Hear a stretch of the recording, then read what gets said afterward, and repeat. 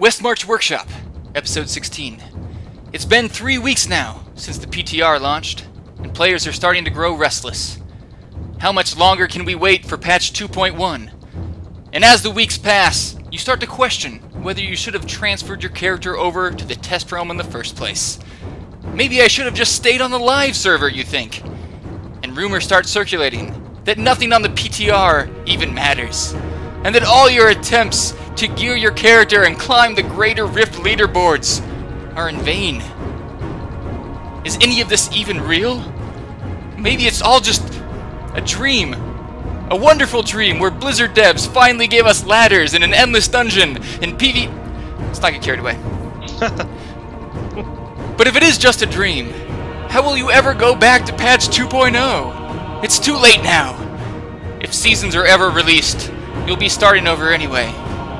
You consider taking a break from Diablo, except you can't find anything else to play. WildStar isn't what you hoped it would be. You didn't get into the Destiny beta, and you've killed all the hookers you can muster in GTA 5. So you just sit there. Sit there staring at your Diablo character running in circles in New Tristram, wondering what will become of you. Well, wonder no more. We're here to make those tough decisions for you, like what to kill and how to kill it. You're on Westmarch Workshop. That was beautiful.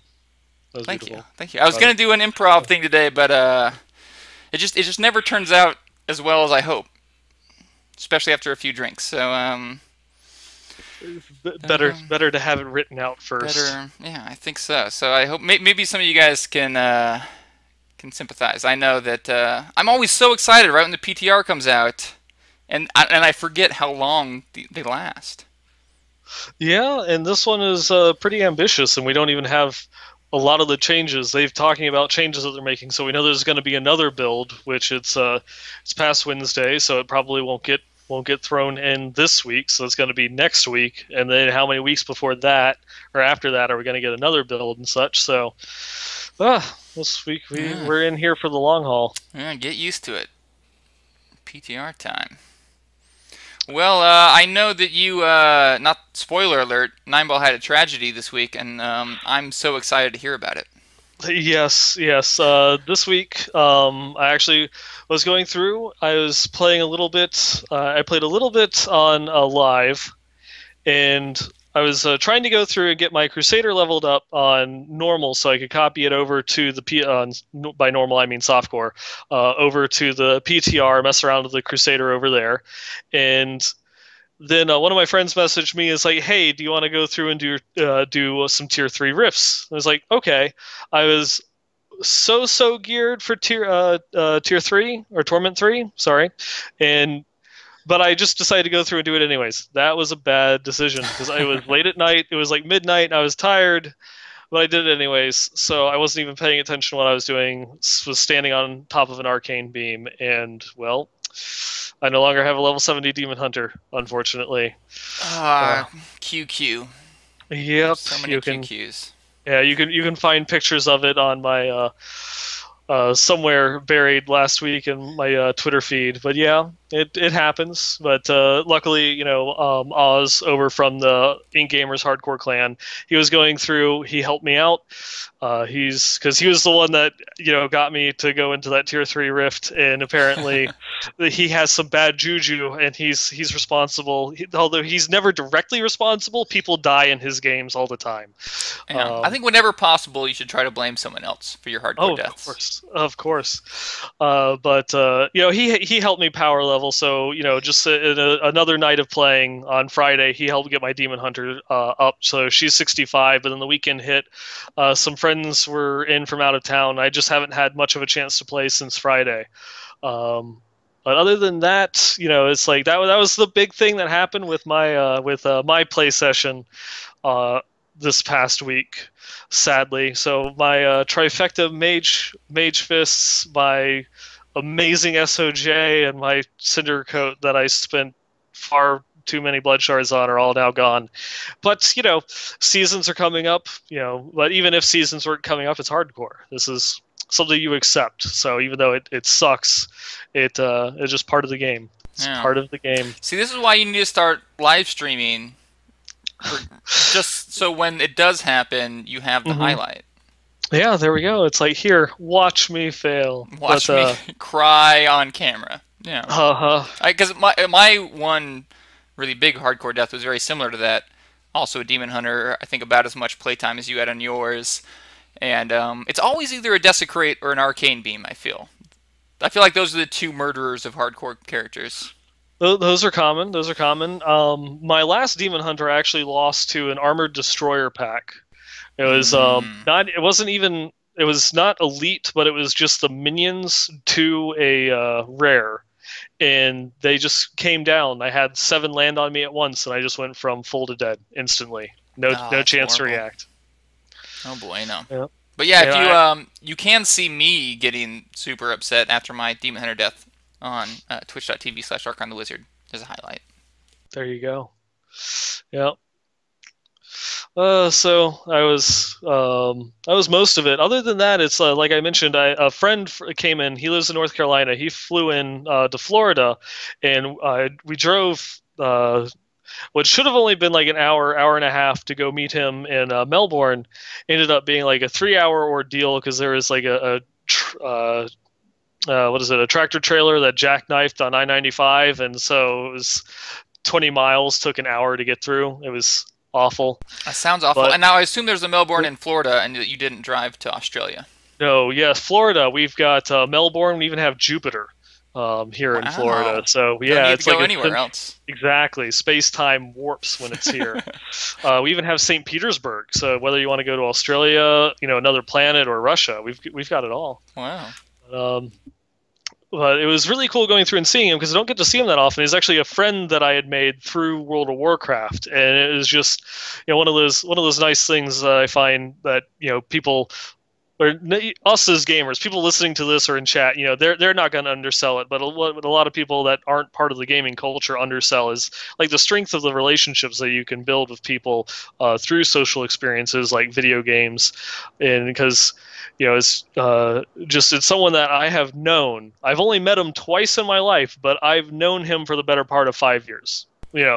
Spending 10 or 15 hours a week going through and chatting with him through Ventrilo or Mumble or whatever voice program we had been using throughout the years. And it was just really cool. Just meeting up because he just happened to be in Florida and somewhere nearby that I could go through and visit him. And it's just like, hey. It's like go through, hang out, have lunch, and you just, even though it's someone I have not seen him in actually 2 years, but it's just you pick up like you had just seen him yesterday because I just talked to him yesterday. So yeah. I think in a lot of ways those relationships are even closer than regular real life relationships. Yeah, because it's a friendship that you're not forced into because you'll have friends in your workplace that as soon as you stop working there you'll lose touch with because you no longer have that necessary reason to be friends with them anymore. And this one it's 100% completely opted in. You could not be friends with them. You don't actually have to buy into it, and so it makes it a little bit of a stronger connection. Yeah, and I'm going to talk as I plug in my computer, because I just got the alert that my computer's about to die. Uh-oh. No, I totally know what you mean. Actually, I had a conversation recently with WifeCon, which is what people call my wife, recently, I mean a year ago. Because I was going to a Blizzard event with Datmods and Inigo, the streamers, and WifeCon got a little nervous, because she's like, you don't know these people, you've never met them before. And I was like, no, trust me, I know them. We talk all the time, and it was like an hour-long conversation of me trying to explain how you could really get to know someone that's online without ever actually seeing them in person. And then Indigo shot us both in the leg and stole our money, so I guess she got the last laugh. There you go. Yeah, should have listened to her. So yeah, those. I just had actually one of my good friends just this week as well was visiting with a guildie. So, yeah, those are some strong relationships there. Yeah, pretty awesome. Pretty awesome. Well, was that the end of your week in gaming? Yeah, I think that pretty much sums up my past week. Hardships and traffic and seeing old friends. That pretty much is all of it. Nice. Well, I did some traveling Myself, I went to Texas right after the last episode. Like, episode ended, went to sleep, woke up, went to Texas to see WifeCon's brother. And first time spending time in Texas. I know it's not gaming related, so I'll keep it short. But Texas is exactly what I thought it would be. All the stereotypes were true. Big and dry, lots of desert, and conservative Republicans.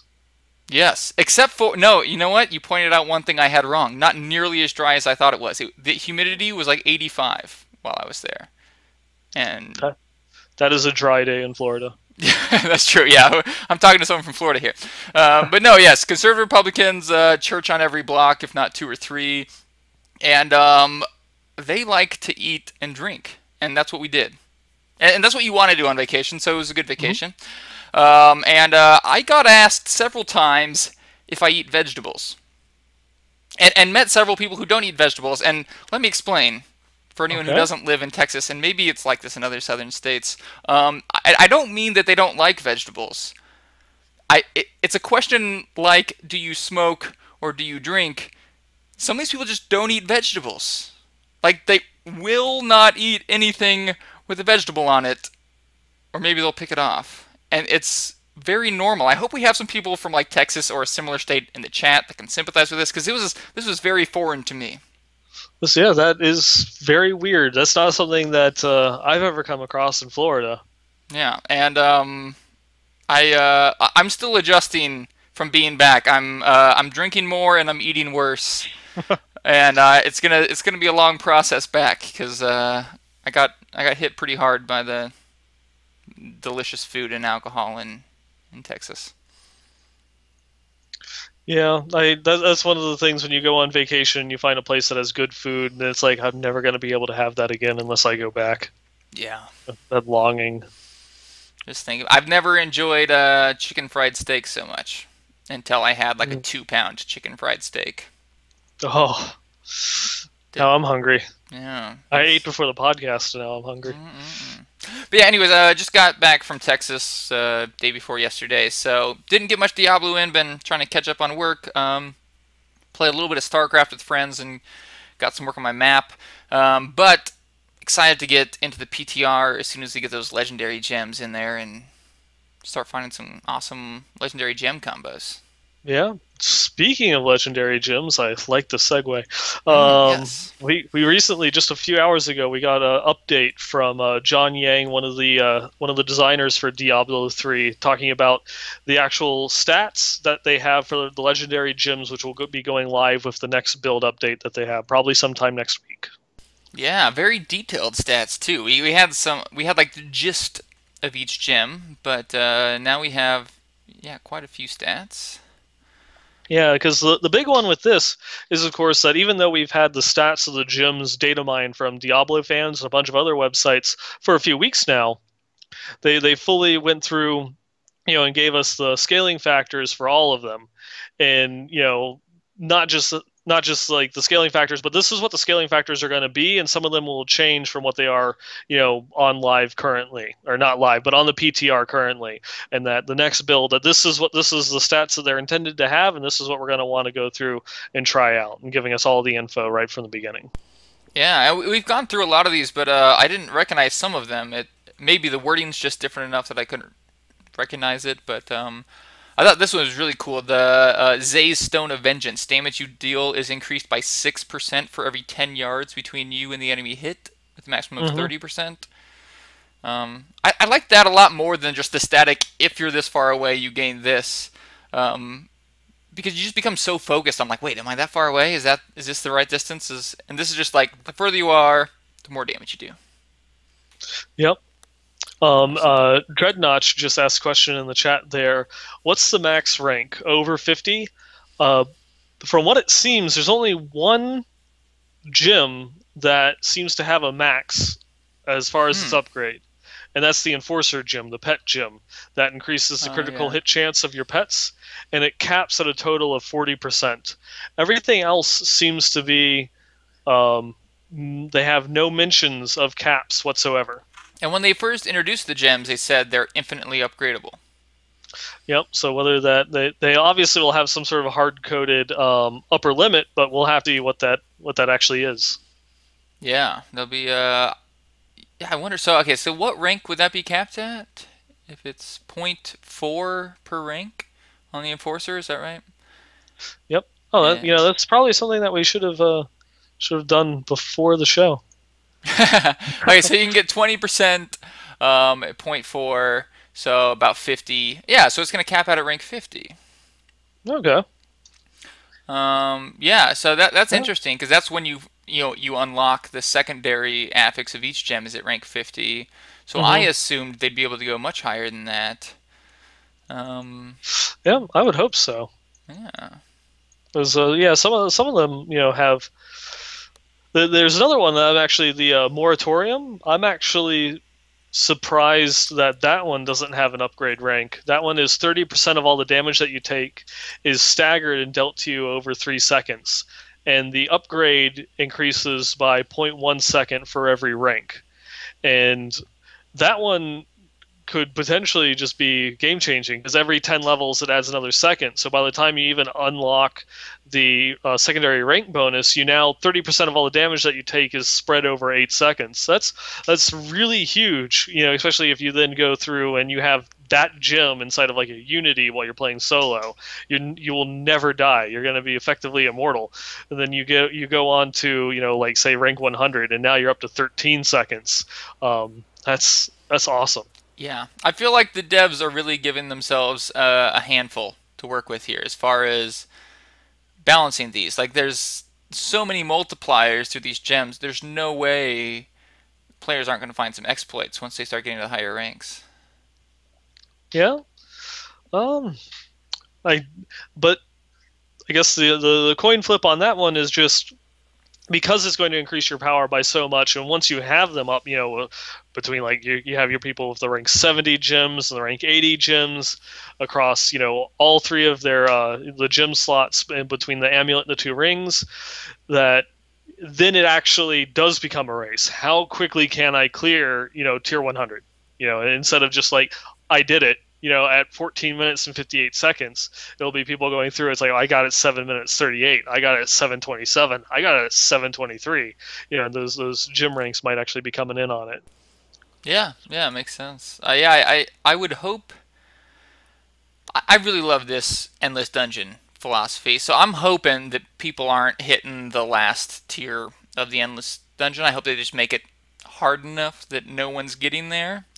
But yeah, at least they have the time thing there. If people are all hitting it, have some difference between the runs.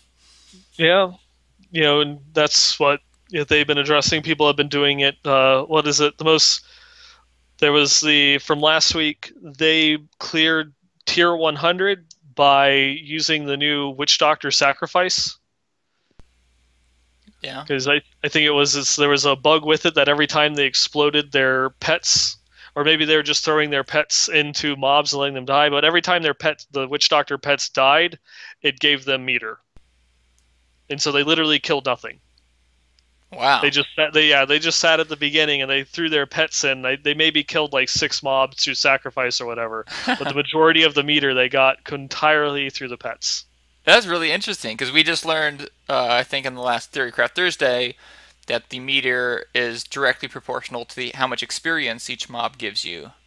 So there must be some experience value attached to the dogs. Apparently. Which is, yeah, that's really interesting. But I guess that's what the PTR is for. Exactly. Well, last week I think we called a change that we got this week. And I hope I'm not rushing forward too quickly. But last week we heard about the life on hit change, where it will no longer be based on proc coefficients, but each cast will just proc life on hit once. And our guess was that they're going to have to buff life on hit because in very big groups you generally get a lot more than 1 proc per cast. This is going to be a big nerf to life on hit, and lo and behold, we got a really sizable life on hit buff. Yeah, and this one, of course, they took their life on hit to a level that they thought it would be good, and then they doubled it. I missed that. Good catch there. They doubled it.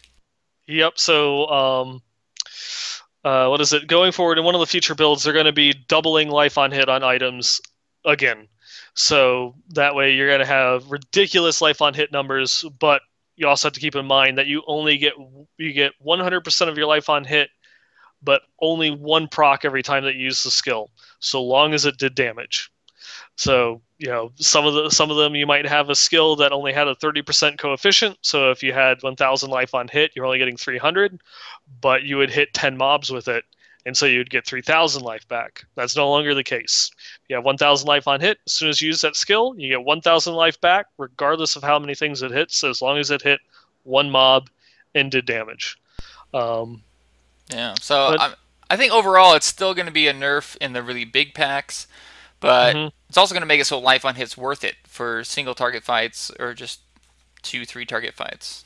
Yeah, and what some people have been talking about with this one in the actual higher, in the higher torment difficulties as you're gearing up with like a new season, or once you're trying to go through and grind those last couple of tiers in the greater rifts, this isn't that bad because white mobs really still aren't that much of a challenge for you. They're more at the higher end difficulties. They're more of a challenge just to get through, not in actually how much damage you're taking.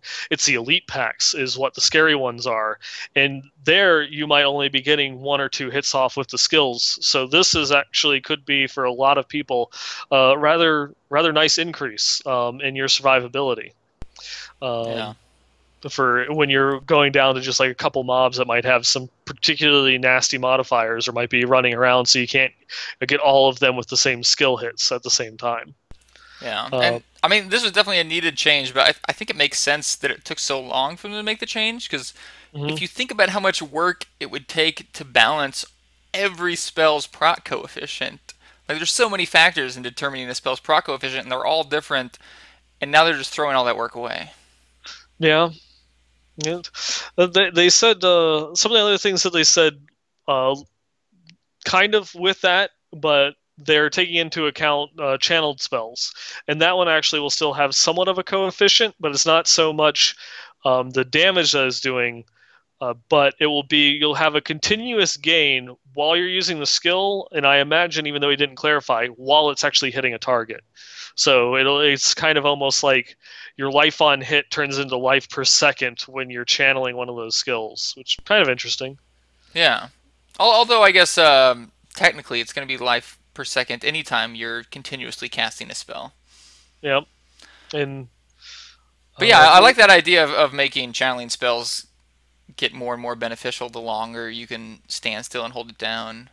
I think it mhm. could make for some really cool like group compositions where you just have some people channeling and some other people keeping mobs off of them or keeping them alive otherwise. Yeah, I would. With these changes that they're making, there's actually one thing. Of course, I have Demon Hunter biased, but I would like to see them make a change like that with the one Demon Hunter talent brooding. So that one is you gain 1.5 life. You gain it's 1.5% life regeneration per second while standing. So you regain 1.5% of your life every second while you stand still, and it stacks up to 3 times. So you can get up, 4.5% of your total life per second. Maybe if they did something along those lines where it did, it increased your life per hit while you stood still. Yeah, multiply it with your gear. Yep. And so that way, just another way of doing it. So that way, instead of getting healing via your hit points, you get your healing increased by your heal stat. Makes it, I guess, makes it a little bit more sense in terms of balancing the items, or at least making the items work together. Um, Yeah, but definitely. I mean, I don't think many people are stacking life per hit on their gear right now. yeah, a lot of it just comes from the Paragon levels, which actually is the one change that they've done this time that they did not do in the last buff that they did to life on hit. Is they're also increasing the life on hit values from Paragon levels by 50%. So you're getting a little increase, but it definitely looks like in order to survive, you're going to have to care about how much life on hit you have in your gear. Yeah. And I think that makes sense. Like, although this will incentivize people to put life on hit on their gear, it's still not going to be one of the top 3 or top 4 stats people want. And Hmm. so you got to keep it viable on Paragon so you still have an option there. But Yeah. If you give it the same buff on Paragon, then people aren't going to feel the need to put it on gear, and they'll just put all their points into it. Let's see. Was there anything else that they're even with this buff that they're going to be doing? They're just throwing it out there.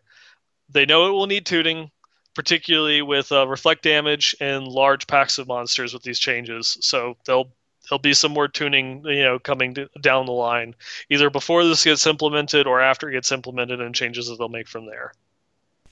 Yeah. Well, I got really excited about one of the stories we're going to talk about, and I hope you don't mind them rushing into it. Go for it. This redoing all the graphics for the Chinese version of the game. Yes. And I didn't prepare the graphic for the stream, but I'm going to start pulling it up right now so I can show you guys who haven't seen it yet. But yeah, I started doing some research this morning.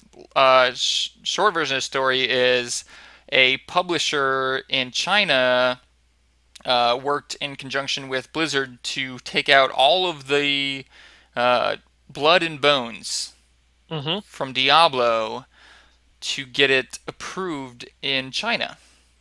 Yep. Which I guess rumors have gone around that China has outlawed blood and bones, or that gory games are illegal in China. But doing some research on it, it's actually a bit more complicated than that. It has to do. They have like the Office of Cultural something. I forget. I forget what it is. But they have like an Office of like Cultural Appreciation or Cultural Protection or something along those lines that gives approvals for multimedia content. They're particularly harsh on foreign developers, whether that foreign in China, so that'd be American, Japanese developers and such. And there's certain social stigmas that they protect, such as the showing of the dead, particularly anything that involves gore or bones. And there's a lot of things, if you've ever played World of Warcraft, it might be something that you're aware of, because like the WoW expansions are always like a few years behind in China than they are in the US, because they have to go through and they have to take out all the bones. They have to completely remove them from the game. So something like Diablo 3, where half the enemies have bones hanging out or something else along those lines, or just grotesque demons, that it takes a lot of editing. That's why we've already gotten our first expansion. They're now just getting the game, because they had to do a lot in order to actually meet the standards to get them to release it there. Yeah. So apparently it's not completely outlawed. There are games in China with gore, with blood and bones, but as Nineball said, they're especially harsh on foreign games, and so it's just more lucrative. It makes more sense business-wise for the publishers in China to start by getting rid of the blood and bones before they start the approval process, so they don't have to worry about it getting disapproved for any reason. It's already gone by in the stream now, because obviously, you're seeing it. I'm just now seeing it on the stream too, but that grotesque looks so sad. Chinese grotesque. Yeah. He just has a sad face now. He's not stitched up or anything. He's just, oh, I miss my stitches. Yep. I got edited. He still has like the meteor hole in its stomach. Yeah. As long as it's not bleeding, I guess. Yeah, in World of Warcraft, they did some really weird ones. Like, there's the Lord Marogar, which is he is nothing but like this amalgamation of skeletons all put together in this kind of three-headed angelic demon bone thingy, and they had to go through and skin him, and it just looks so weird because they had to give him like flesh and texture, so he just actually looked like the three-headed person with no legs and wings. It was weird, but you do what you do. There's a lot of potential buyers in China, so it's worth the effort that they put into it. Yeah, and if I can make a quick side note, like I think this idea of censorship seems really foreign to people who aren't familiar with it, but it's not something that's being hidden from Chinese people. It has a lot to do with culture as well, and I think if you look really deeply at any country, you can find things that are culturally censored from the country. Like we said, it's not illegal by any means to show this stuff in China. It's just that, Chinese government does have a much stronger attachment over culture, and so yeah, it's just a much more strict approval process over there. Yeah, I remember when I was living in Europe, you'd have shampoo commercials where they would show breasts, no problem. It's just like, yeah, this is what a woman does in the shower. Yeah. So, it's like there's not really all that much of a hang up, about it as there would be in the States, or like that station would lose all of its viewers if they did that in the U.S., type thing. Yeah, it wasn't until I lived in Asia where I realized that the U.S. is particularly prude when it comes to. Extremely. Yeah. That was one. Yeah, that was one thing that is when I went and moved to Europe, there was two movies that had come out. It was it Shanghai Nights or was it Shanghai Noon, and like of course the movie with what's his name, Owen Wilson and Jackie Chan. And then there's another one, Femme Fatale, with Antonio Banderas. And they're basically, Shanghai Noon is a comedy, but it's full of violence. And then Femme Fatale is a drama that's full of sex. And so one in the U.S. is like PG-13 and R, and then over in Europe it was flipped. The Femme Fatale, oh, it's just sex. That one got the PG-13, like it was like the Peggy 14 or whatever the rating was. And then Shanghai Noon, you had to be 16 in order to see the movie because it had violence. It was, one of those other little things that will stick with me because it just going over there as those movies had come out and seeing the ratings flipped. Yeah, it makes a little more sense, right? Like, America, killing people, all right. Sex with people, keep it to yourself. Yep. That's pretty. Oh, anyways, we've digressed onto other. This is a Diablo podcast. What are we talking about? Oh yeah, that's right. Yeah, we played Diablo. All right. So yes, we covered the Chinese launch over there. I think some of the other interesting things that we've had that we learned last week, there was the Theorycraft Thursday had the developer string with Wyatt Cheng, and we learned some pretty interesting things from there. Yeah. And also, I guess just a little side note before we start going into that, Theorycraft Thursday is no more. It's now Play Your Way Thursday, because they've like the only criticisms that article series has gotten is just because, oh, these aren't tier 6 capable builds. What does this have to do with theory crafting? And so they kind of acknowledge that because they're showing builds that are just fun to play or alternative ways to play, whether or not they're fully tier 6 capable or not. And they're giving in, they're acknowledging that criticism, so they're just going and saying now it's Play Your Way Thursday, and so that way they're not locked into having to try and compete with some sort of like give you a tier 6 capable build or something that's super efficient. Now it's just, this is a fun build. Try it out, go have fun. Yeah, because let's be honest, if the series really was about the best build for each class, we would have 6 episodes, and then we would just wait for the next patch to come out. Yeah, or the next, or maybe a couple weeks someone will find some sort of like little mix of builds or items that's super powerful and can get something done. Yeah. But yeah, I think it makes more sense for the blog to be based on fun builds, and I think overall, even though most people who probably listen to this podcast and stay in tune with the community are hardcore players, the vast majority of Diablo players are very casual. Not caring too much about min-maxing, caring more about just having fun. Yep. And as someone as Rush for Forge is going through and saying in the stream, I keep saying tier when I mean Torment. This new Greater Rift thing. I do that all the time.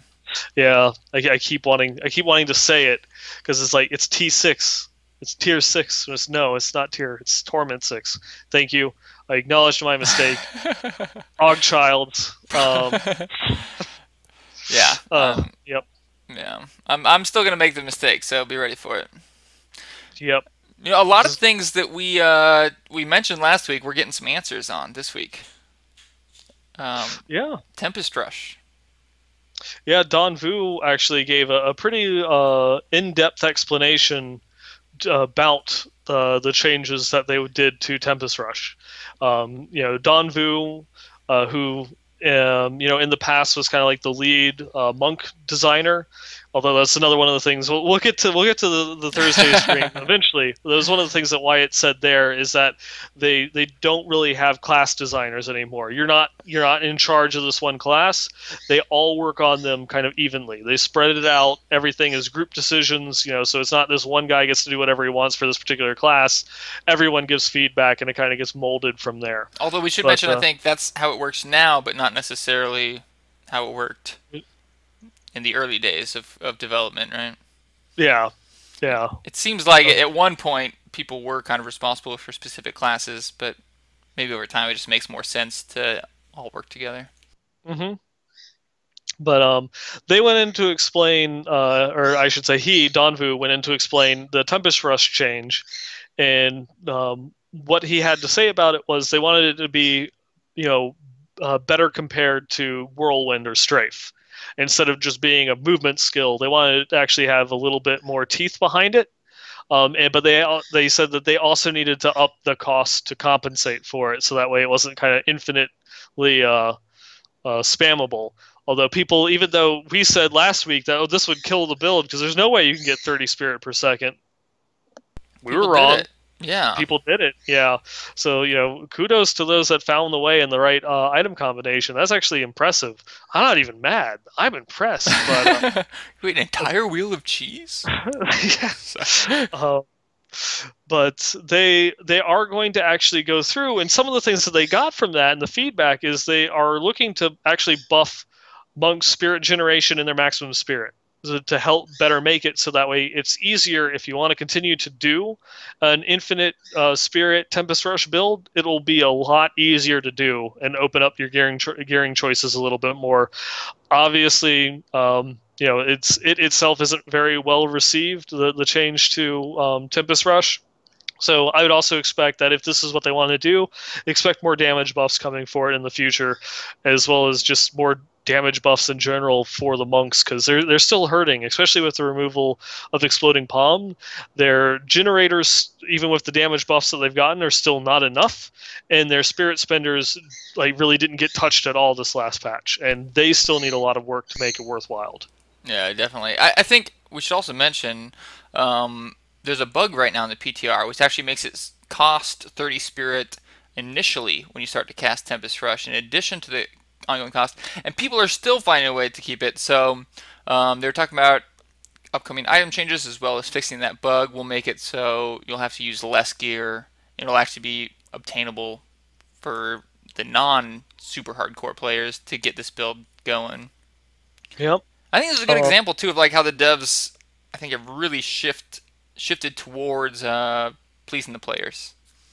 Yeah, which is nice. But the one thing that they did not please the players with is the Depth Diggers change, which you talked about last week, how it killed some of the fun you were having with your wizard there, but they went on to explain it. Yeah, you are on a roll with these transitions, by the way. Keep it up. Yes. Yeah, of course, Depth Diggers don't work. I keep a Segway in my garage. The Depth Diggers change. They no longer affect wizards and witch doctors, and they give a good reason. And I said last week I'm kind of for this change because it was making wizards all kind of be pushed towards using a primary skill-focused build.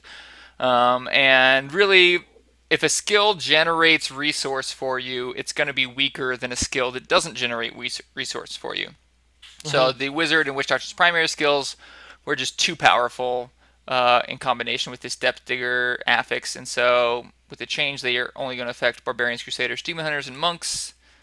But really it looks like monks are the ones that need this. Yeah, though it seems that from most of the feedback that I've gotten, even with the Depth Diggers, it seems to just kind of not be enough.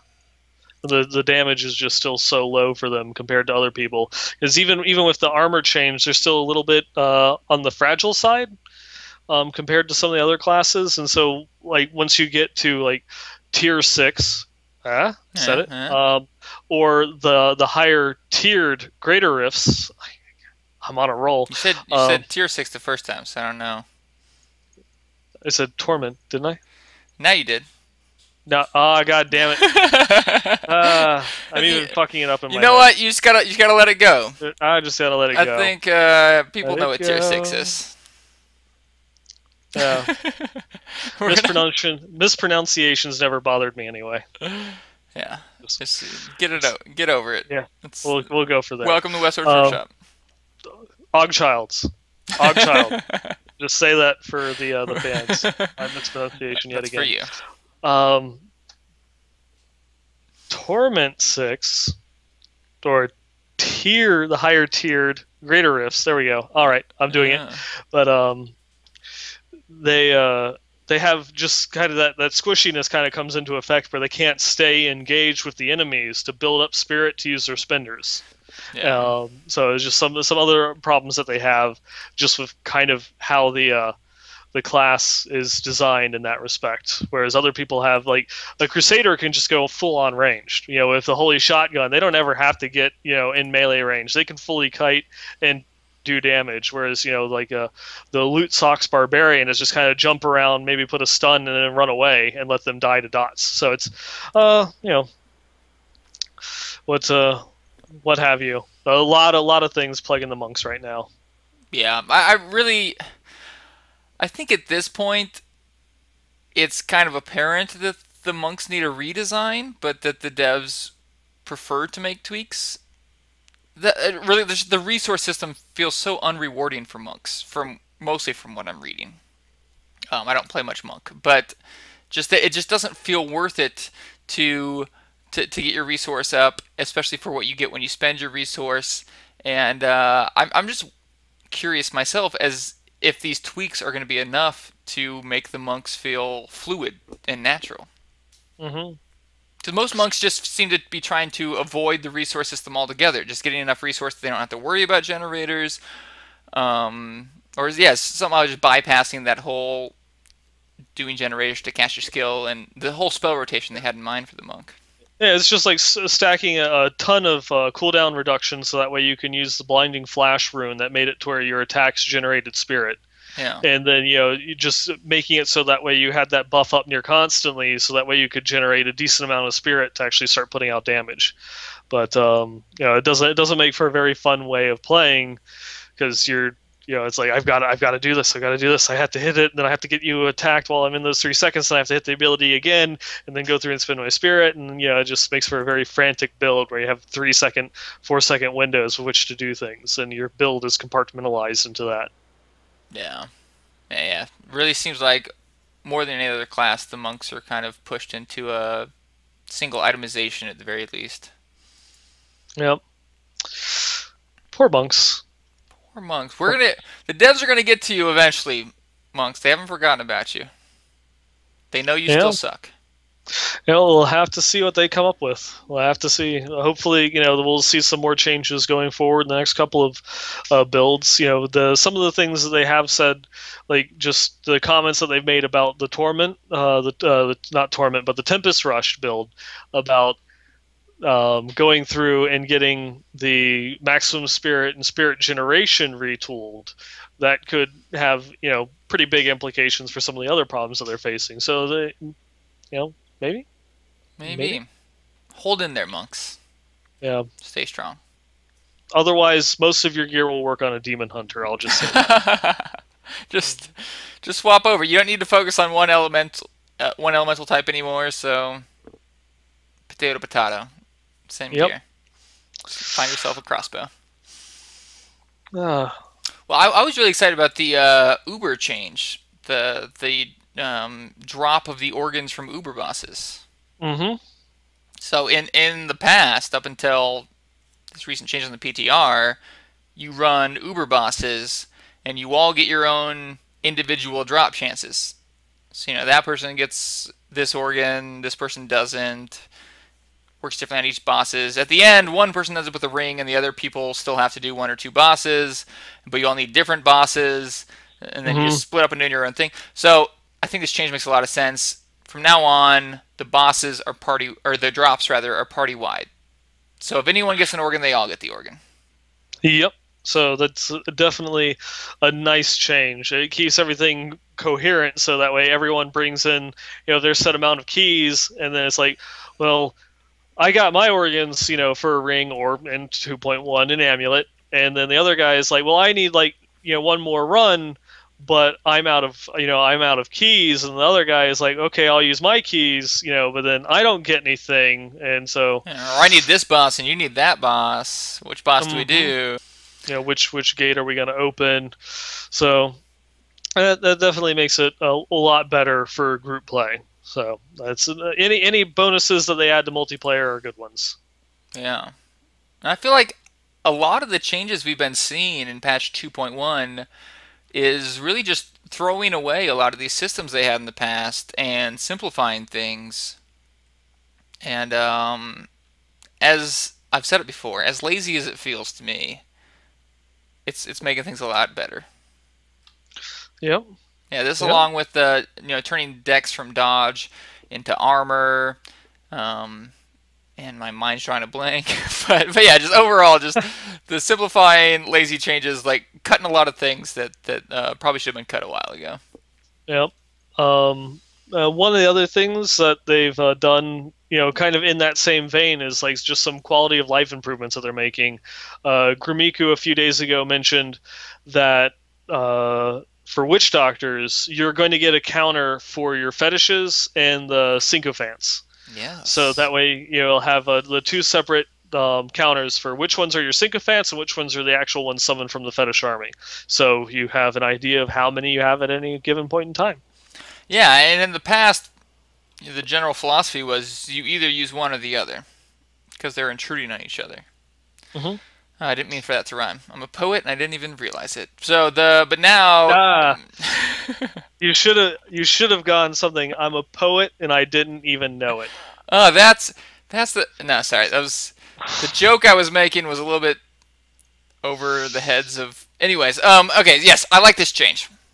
Now you can have all the fetishes, but really, I think pet-based witch doctors are going to be pushed into having all the fetishes now. Now you need the passive and the skill, right? Yeah. I mean, it's already as well. Your nose exploded. In time. Yes, I'm sorry about that. It happens. Yep, that came up on me. Now I get to sit here and then watch myself sneeze in the chat. I'm going to watch that with you, actually. But there it is. Yeah. But it's already like one of the more powerful builds that are out there, and it competes with the Jade Harvester build. But the Jade Harvester build has a little bit of problem because it has a lot of ramp up time. And so that is not used as much in the greater rifts nowadays, when the pet builds do just as much damage and there's no ramp up time. They just run in and they kill. So we need some balance with the dot builds. Yeah, so I guess it's one of those ones where it's like, well, witch doctors are a good spot. They have a few builds, so we can go and work on other classes that need more help. It's not a bad way of doing it, but it's something I would like to see, that multiple classes have multiple avenues that they can take to get to tier 100. Yeah, definitely. I mean, I get excited anytime I hear about witch doctor dot builds, because I remember just loving Warlock on raids in World of Warcraft. Managing all your dots was like its own little mini game. It's like a whole new playstyle, and I would just love to see something like that in Diablo. Of course, we don't have the interfaces we have in those kind of games, but it's just the idea of this being someone sitting in the back, kind of just keeping everyone poisoned and insect swarm, whatever other dots you're putting on them. I would love to see witch doctor dot builds become more prevalent. Yeah, it would be nice. It would be fun. Just or even like some sort of like nice, if they could do non-class sets, like kind of like Blackthorns, but something that actually mattered. Like burn on Blackthorns. Ooh, it's the Eisenhearts of our time. But something like you have like a poison set, since there's not a lot of things that buff poison damage, but it would be something that obviously Witch Doctors would get a lot out of because they've got a lot of poison skills. But even though they're removing all of the Demon Hunter's poison skills, in the game live, you've got a bunch of skills that you could use for poison if you did like little things that worked around that, or a set that buffed a particular damage type. It would be kind of fun. It would add flavor and would put builds into.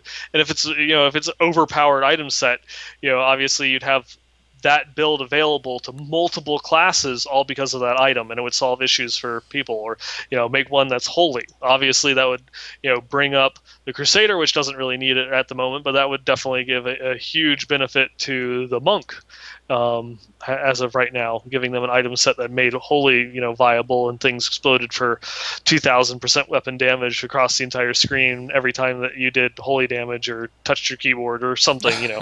Whatever they need to do. Yeah, I think if I can play devil's advocate here, I think the issue there is, although those builds and collecting those sets would be so much fun, there's so few sets in the game, and the sets are so powerful right now that it would be hard to make those sets both worth collecting and also not so powerful that you feel forced into that.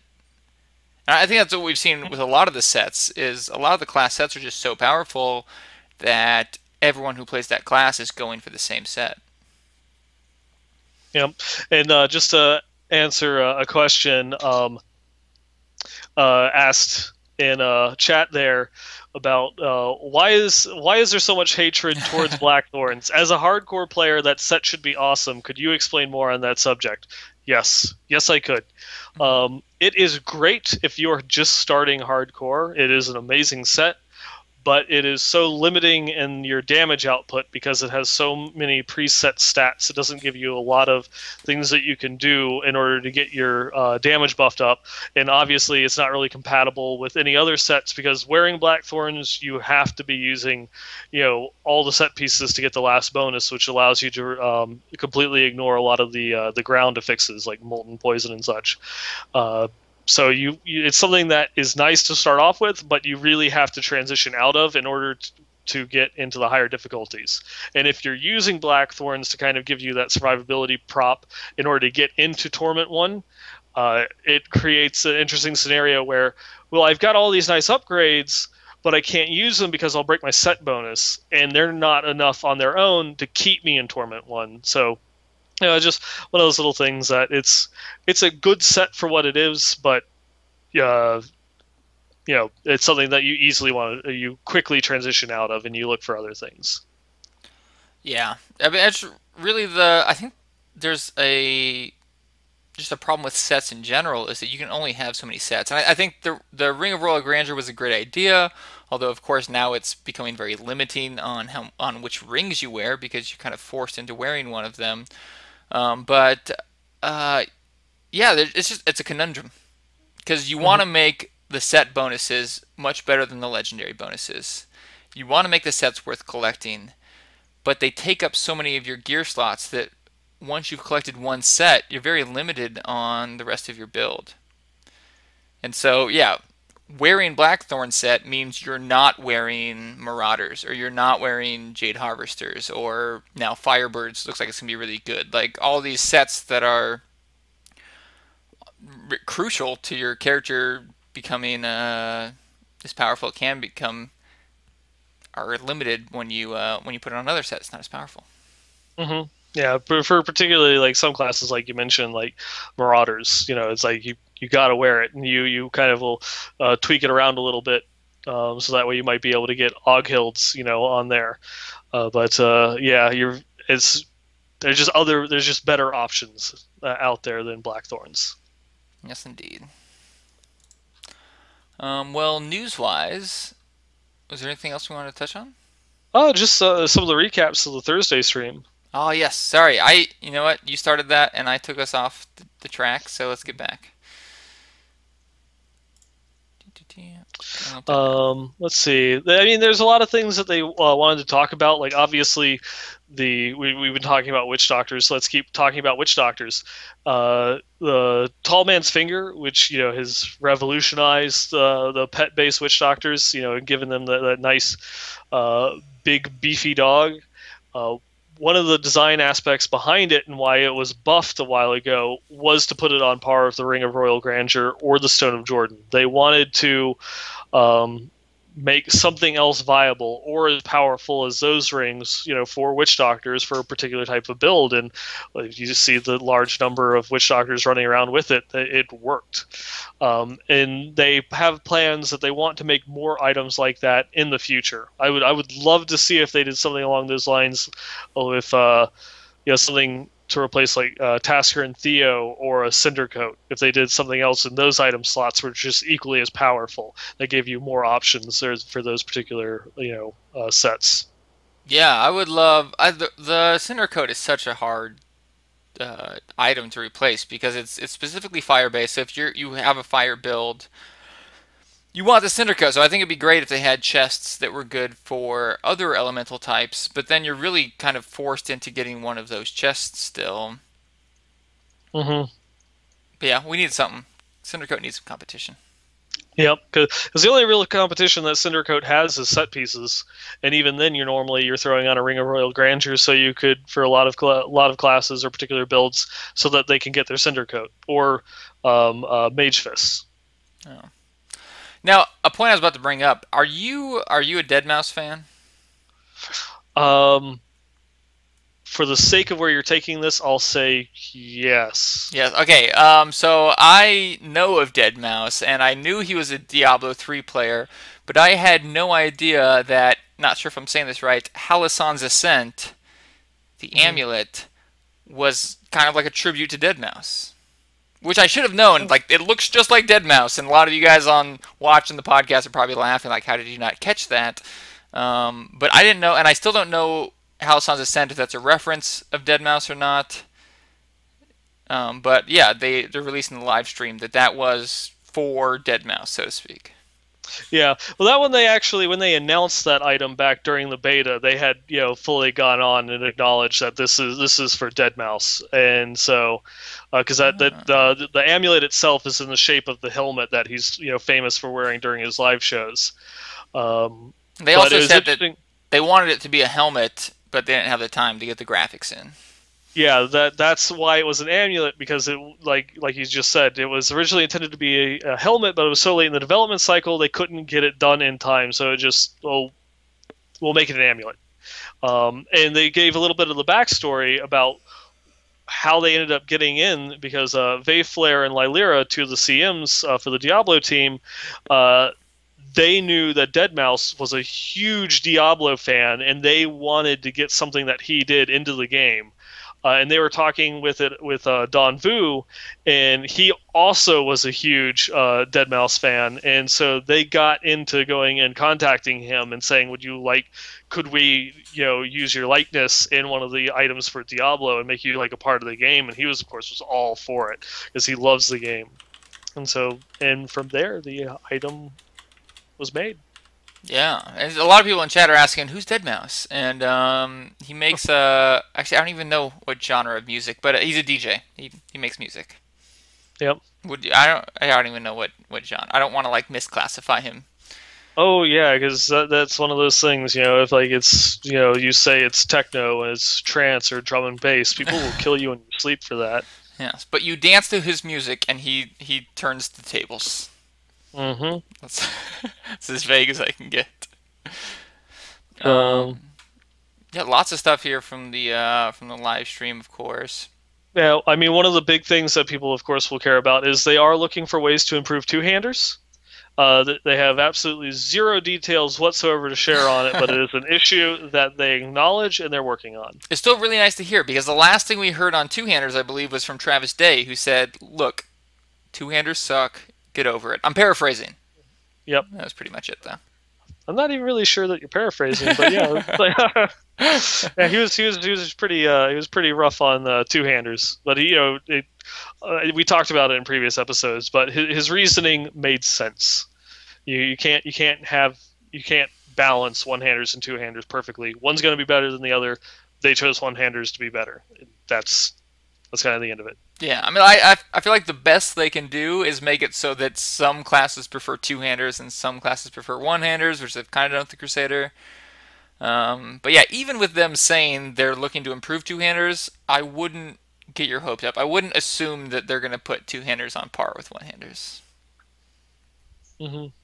And if they do, everyone will probably start using two-handers, and then everyone will be complaining about how much one-handers suck. Yep. It's what it is. Yeah.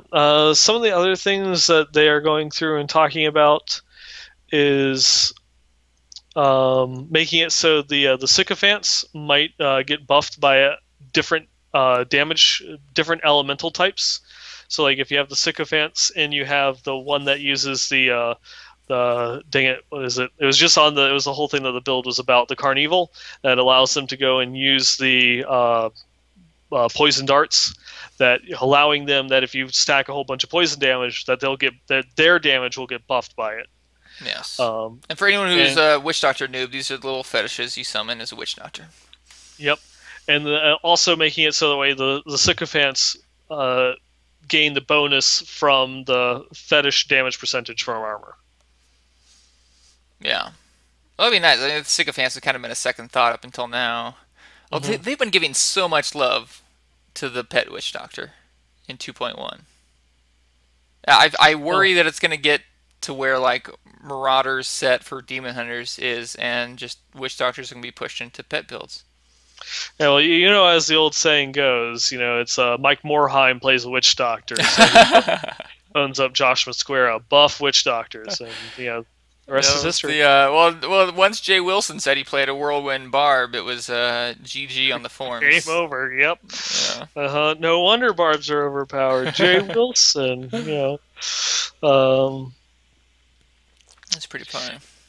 Yep. There's what is it? There's also a bug they mentioned that makes Kadala give off-class legendaries too often, and this is something I believe that's only affecting the PTR, and they're looking at a way to fix it, and it's apparently caused by something else that this broke because they fixed something else. There's something broken. They fixed it, and now she's, you know, like, if you're on a Demon Hunter and you're just going through and you're buying chests trying to get your Cinder Coat or your Marauder's chest piece, it's now giving you Jade Harvesters or Muramasas, you know, type thing. Yeah. It's funny because, like, when players hear about these bugs, it's kind of like mind-boggling. Like, how does a, you know, billion-dollar company make these tiny little mistakes? But I think sometimes we forget that these developers who are talking to us and know so much about the game are really just going in, backspace, typing some new code, submit build, and yeah, sometimes you're not gonna catch things. You're gonna be like, oh wait, I forgot that triggered this, and yeah, we get these funny little bugs. Yeah, like that was one, you know, great joke in the WoW community, like in the beginning of Mist of Pandaria. You know, we fixed a bug that was causing a boss in Mogushan Vaults to act funny. You know, we fixed that. The chest event in Karazhan is now broken.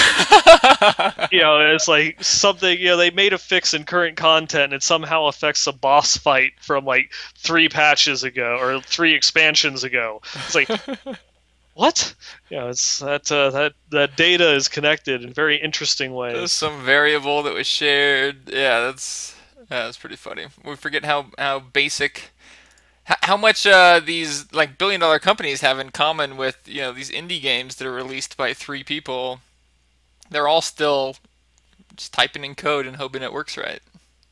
Yeah, I think one of the other big things to cover for this week is just what was it? There's the San Diego Comic-Con going on. Yeah, and they have a giveaway. If you go to any of the main Blizzard websites, you'll find a news post about it, and you can enter a chance to win a grab bag full of all of the exclusive gear that they're giving away at San Diego Comic-Con if you yourself can't make it out there this year.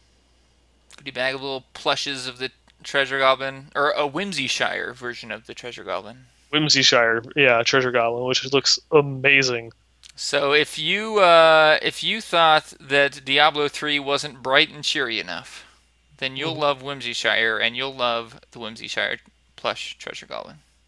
Yes, because now you can get a goblin that is also rainbow colored. The one thing that all Diablo players are hoping for: more Oh, rainbow colors. what else would you want from life? Yeah, it has a nice bright pink little treasure bag with stars on it, Hmm. big happy face, everything you're looking for in Diablo. Yep. So, shall we get into feedback? Yes, if you don't mind, I apologize for being oh so unprofessional, but if you want to grab the first one, I'd love to run to the restroom. Certainly. I'm so sorry to abandon Uh, you. I'll be right back. okay. Well, I guess we won't be doing items first this week. So, I'm going to go in and take this one. Angel Slayer went through and sent us an email. Um, Hi, Archon and Nineball. I just wanted to thank you for helping me out with my Demon Hunter build, or my Demon Hunter. He submitted an email last week. I wasn't totally sure that you'd answer it, but you guys probably got a ton of fix my build questions, so I'm grateful. As for my character, I actually thought it was a gearing issue that was the problem, but thanks for the build tips. I'm now able to solo Torment 4 Rifts with no problem. My question this time is about hardcore, and I know that's what you primarily play, so I was wondering how many characters would you estimate that you've lost, and which ones do you regret losing, and what's your grieving process before trying to make a new character? And then he also says, last time I made a hardcore demon hunter, my computer froze during a boss fight and I lost her at level 40. I got pretty bummed and I quit playing hardcore for a while, but I'm easing back into it. I will probably say that the one that I regret the most is the demon hunter that I just lost last week. So that was a very well timed question in that respect. Unless you're the one that killed me. I'm looking for you. But it's just obviously no matter whether it's I've lost level 11s, level 16s, and it kind of sucks no matter what. But when you have a really well geared character, it stings. It really does. And that's the one that I regret. Not only because it was so well geared, because it was a 100% preventable death, and it wasn't even something where it was like I was backed into a corner and I made some bad decisions, letting myself get backed into something or a situation. I just wasn't paying attention. I stood on an arcane beam. That's probably why I regret it so much, is because I could have prevented it, but I didn't. It's one of the risks that you have when going through and playing. Yes, As far as Oh, Go sorry. ahead. I was. You were responding. I'm assuming to the email that was asking about our own hardcore death experiences. Yep. And I was just gonna say because I think the question I'm struggling to find the email right now was how do you cope with the hardcore death? And I think my philosophy on hardcore characters is when you create the character, you assume it's gonna die. Yes. You accept that before you even start playing, that this is a limited time experience. I'm gonna Hmm. play with it for a while, and then it's gonna die, and it's gonna be over. And you just keep that in mind the whole time you're playing the character, and then when it happens, it still sucks, Hmm. but you were ready for it, and you're like, oh, okay, that was the end of the story. Yep. I mean, having that realization at the forefront when you type in that character name and you check that little ticky box saying hardcore, you start with that and it makes everything else easier. Uh, but in this particular instance, what happens a lot of time, that one, sometimes it'll be like, uh, there'll be some desk slamming and table flipping as you get pissed off because it's like, oh, that's bullshit. I got backed into a corner, or they surrounded me with the teleporters and I couldn't get out. That was kind of crappy or whatever. But this one was just, it was all on myself, so there was no reason to get mad. I played badly. But it was just sometimes the last demon hunter that I lost just a few months ago, that one I lost to getting one shotted by the armored destroyers, and that one was one of those ones where it's like, ooh, that sucked because it just came out of nowhere. But it was just, Mm. what are you gonna do? And I just logged out, moved the character over to Halls of the Dead, created a new demon hunter and just started going. I didn't get a power level. I just got her to level 17 really quickly, and then I logged off for the night, and it just started playing, and rolling a new character really helps with that anxiety and that energy that you get, the kind of the nervousness or antsiness that you get. But what happened last week, since it was late at night and all of a sudden you just get, I couldn't get mad or anything because it was myself. I still had that like tingly feeling from all the adrenaline. It's like, oh, that just happened. So I just went and I played Hearthstone for like another 30 minutes. Just like nice, calm, relaxing game. Just kind of let the nerves roll off a little bit. Yeah. Gotta get away from it. Yeah, it's different, depending upon how it hits you. Sometimes I just roll a new character. Other times it's like I gotta stop away. I just have to step away for a second. Yeah, I know. I've only lost I guess 2 hardcore characters that I cared about. The one was the Demon Hunter I mentioned before. That one, I realized I was in danger, so I ran back to the waypoint. And as soon as I thought I might die, I clicked the waypoint to teleport out, and the thing didn't come up. I think there was like a hitbox in the way. I clicked it a few more times. It still didn't come up. Eventually, I had to abandon the waypoint, and I just got trapped and I died, and it felt so bad.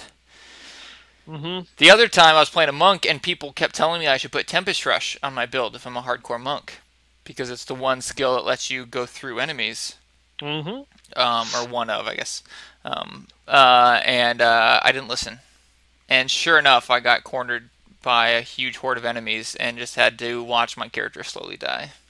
I lost a monk back in Classic. I lost a couple monks to that particular instance. One of them was I got a teleporting pack of the Whirling Dervishes in Act 2 just came up on me. I couldn't get out, and I died. That one was kind of a slow death because I was survivable, and they would just start spinning, and you just see the health going down, and then pop Serenity, and then fill back up while I'm immune, and then starts dropping down. It's 7-sided strike to try and go through and kill them, and get a little bit from life on hit. Keeps going down, near death experience pops, and then up, I'm dead. But I guess to answer the other question, I think this is like my 4th Demon Hunter. I want to say I've gone through maybe 5 monks, a few wizards. I've lost a pretty good number of characters. And you look at some other people, like I want to say Xanth over from Ink Gamers, who's his articles was one of the steps that got me into hardcore. I don't even want to know how many Crusaders or Witch Doctors he's lost, just since Reaper's released. It's just the more you play, the more you're going to lose. It's just the nature of it. Yeah. True story. But yeah, just, prep yourself ahead of time. Won't be nearly as hard. I always really respected Kriparian, whatever people think of Kriparian. He handled his hardcore deaths very well. Surprisingly well. I never got it. He would be like number 1 on the ladders in Path of Exile and die.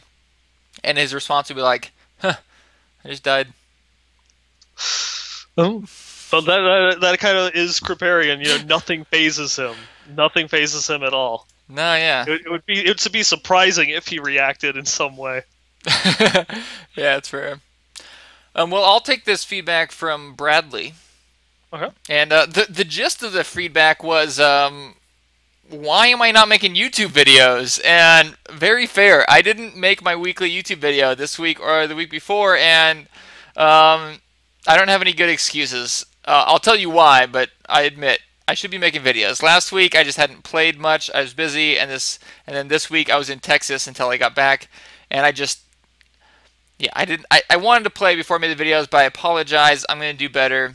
Very fair point. But he also wanted to point out this forum post that he made about legendary trading, and he said, well, we've pretty much gotten used to the fact that we can't trade items. Bound an account, whatever, we're used to it, but it's still kind of frustrating when you want a specific item and you play for hours and hours, maybe even hundreds of hours, and you still haven't gotten that one item that you need for your build. And it would be nice if you could just buy the items, even if it was at an extreme cost. And the example he gave was, you get a SOJ for 50 Forgotten Souls, or you know, whatever it is, it would just cost a large amount of Forgotten Souls. And I think this is a good point, and it's definitely not the first time it's been brought up. A lot of people have said this, but I I have mixed feelings, but I think I agree. Although it makes it a little bit less exciting when you find that item, if you can buy it. Hmm. I think when you have, you know, real randomness in a game, you're going to get a lot of players who have this negative experience because they just can't get that last item. And so I think it makes a good point. Maybe just make a ridiculously high cost for it. So, you know, worst case scenario, I can get Hmm. the one item I need. Yeah, or even just something else to where if you have, I guess I don't even know how you would do it. It makes sense if you like say have a system in place that if you have three pieces that it increases the drop chance for that last one. Mm. You know, but then how do you do it for something like Wand of Woe, which is just a single item Yeah, yeah. A that lot of you're times trying to go for? you have build synergy where you need 5 items, but they're not part of a set. Mm-hmm. Yeah, I mean, I Oh, honestly, I do hate the idea that you can just go and buy the item because it really cheapens the times where it just drops for you. yeah. But yeah, I mean, this is if anyone played Marvel Heroes, it's the same issue they had, where you were waiting for your hero to drop. But sometimes people would play for hundreds and hundreds of hours and never find that one hero that they actually wanted to play as, Mm-hmm. and they eventually made it so you could just use tokens to buy it. And I think I agree. If you're gonna make it so that there's certain builds where you just need, you know, these 3 items, there should be something you could do as a last resort if you're just not getting that drop. Yeah, that'll be a very fine line that will need to be very well balanced. Otherwise, it will either not be worth it or be exploited. Yeah, yeah. It has to be such a high cost that it would only be worth it for that person who's put in a tremendous amount of time without getting a drop. It'd only be worth it for those people who are extremely unlucky. Otherwise, yeah, everyone would just be buying their builds. Yep. Let me see. Moving on, I want to just go back in. We have something that we've talked about for the last 2 weeks. We have Doctor Checkmate and his little hardcore project that he has Yes. going on. We've gotten some updates from him, and it's just going and checking in on some of his progress.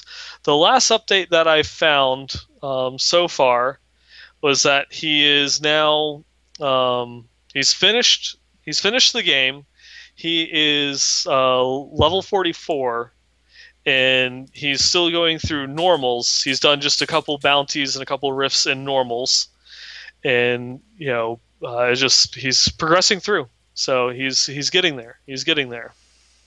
Yeah. So if you guys missed it, the short story is he's going through every difficulty and doing a certain amount of bounties and rifts after each story completion, all the way up to T6. Hmm. And it's going to be, you know, each difficulty he's going to farm for a little bit longer. Um, but it's pretty interesting. He's found what is it? It is now 20 legendaries. And he's even, you know, he's breaking it down. Every legendary that he has dropped, you know, his damage, his health, you know, whenever he stops that particular log. So it's pretty cool. Hopefully we'll get this linked in over on the YouTube notes for his little forum post that he has going on about it, so that we can get, you know, we can go and find and track the progress, because this is something that I'm really interested in. You're going to be hearing updates about it every week, so just be prepared for it. Yeah, I'll make sure that's in the YouTube. If it's not, yell at me in the comments. Sometimes I forget things, but I'll do my best to get it in there. Let's see, we got a little bit more feedback here. I just had one pulled up and I totally lost it. But let's see, we got JB. Said he's a big fan of the podcast, even though he only gets to watch it on YouTube. That's most people. Don't worry about it. We got, 150 or so that watch it live. But got something in no relation to the PTR, he says, and would really appreciate it if we would take some time with it. He needs some pro tips on his barb. I'm so sorry. You played the wrong class to ask us for pro tips, but we're going to do our best. Yeah. He's gearing up for T5, and he's trying not to compromise his DPS. He's T4 at the moment with 800,000 DPS, but 9 million toughness. He's been trying T5. When it comes to killing, he can pretty much handle it. When it comes to T5 elites, he gets ganked. So he wants to know, what does he need to do to get up to T5? He's at T4 right now, and he linked his gear. I'll give my opinion. Maybe Nineball has a different opinion. But I don't think you should... I think you should pick the Torment level after you get your gear. And I know a lot of players do this. They say, okay, this is the tier I want to farm on. This is the difficulty I'm looking for. How do I get there? And I think you're just gimping yourself. I think the better way to go about it is, this is the gear I have, and of course you're going to have in mind the gear you want. But giving the gear I have right now, what's the most efficient difficulty to farm on? Yeah. And just because you're farming on T3 instead of T6 doesn't mean you're less efficient. Like, T6 is right for some people, but if you're not playing 8 hours a day every day, you know, maybe it's not going to be right for you. Maybe T3 is the place you're supposed to be on. And don't feel like you're not efficient enough just because you're not playing on a higher enough difficulty. A lot of builds, even when they're very well geared, do better on the lower difficulties. Yeah, and I think one of the only things that I could probably recommend for the gear that he linked over to us is, just kind of looking it over. I think you need more all resists. That might be one of the things to kind of help you out in your survivability. Is only a few pieces of his gear have resist. He has some gem socketed. He has some vitality socketed in some of the gear slots. I think. I'm not sure what you have your Paragon points, what Paragon level you're at, or how you have them, meshed around. But I would definitely work on trying to get those resists up a little bit higher. That might help you out. Might help you out a little bit more in that respect. And also, looking at some of the other things, you could probably use from a little bit of healing as well, because that will be the other side of it. So maybe with your Paragon points, after you max out all resists, start putting points into the life per second in your defense, and just obviously make sure that you have your life on hit maxed out in utility. Yeah. But of course, if your goal is efficiency, whether it's legendaries per hour, experience per hour, I think your best bet is to measure it. Give yourself an hour on this Torment, see how many X you get, try out another Torment, see how many of that you get, and find out what's best for you. Of course, an hour you're not going to get super accurate results, but the longer you test, the better. But yeah, Nineball was very nice in looking through all your gear. He actually linked his entire gear set, which probably took some while, and it took a while. And yeah, props to Nineball for really taking time to look through that. But as he was talking, yeah, I think it looked like he had about 4 pieces with all res, and that's, of course, going to be a weak point for the barbs since they're not using int. Let's see. Going on, we've got another hardcore feedback here from Ricky. He just wants to say that he enjoys listening to the podcast during his commutes, and thanks to my constant preaching of hardcore, he finally he took up the challenge and decided to go through and level his barb up to a level cap. It would have been his first character up to level cap. Would have been. Oh no. Yes, it's his first death in hardcore. So cheers to you. I'm sorry, but welcome. You have now been anointed in blood in the Church of Only One Death.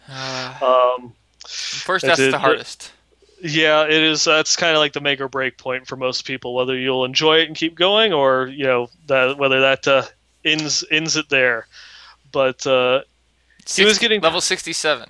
Yeah, he was level 67, doing hard difficulty, and he was getting tired of the rift because it was filled with the fun flying spitty things, the bees, wasps, whatever you want to call them, and succubi. And he was feeling OP as your regular barb. He tried to find the exit just by skipping packs, but then he came across a waller. And by this time, this was the 3rd champion pack that he had run into, so he had a chain that was going through and following with him. Because he just wanted to get through it. He didn't want to deal with the enemies. They all ran around, attacked him from range. And then even though he has an item that has a chance of bringing the guys in, he just replaced it with a ring that had the chance on fear. And let's see.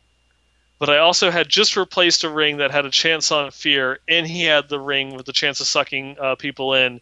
It was in this situation. It may have saved his life, but know that 2.5% extra damage seemed to be way more cooler than the ring that had the fear on it. Maybe, maybe not. But hard to say no to damage. Yeah, Wrath of the Berserker was on cooldown. Dash just was not doing it for the amount of mobs that he had to go through. He didn't have leap on his bar. He had no escape skills. Everything was on cooldown, and he was just sitting there trying to do what he could and smashing the hell out of his keys. What is it that I can do? Why did I get in this situation? Why is this happening? So much to me? regret. Yeah, all the regrets. You have all of those thoughts that just flash through your head. Oh, I should have taken teleport in Diamond Skin. It just makes sense now. It's like... although, that's the only time you get a feeling that intense while playing Diablo. Right. Oh, yes. And all these things, they go through your head, and you just start mashing keys instead of trying to... if you would... You get those points where if you had been thinking properly, you might have been able to have done the right skill combo or played efficiently in order to get out of it, but no. And he just stared in awe at the screen as 23 hours just went gone. And he wanted to share his first death. He wanted to share his first death with us and completely blame me for that. Without me, he would never have dusted off his hardcore barb, and he would never have played them. And the strange thing about all of this is that I do almost immediately. What did I do almost immediately after this horrific event? I start a new hardcore barbarian. So rest in peace, rip Artor, rip in peace.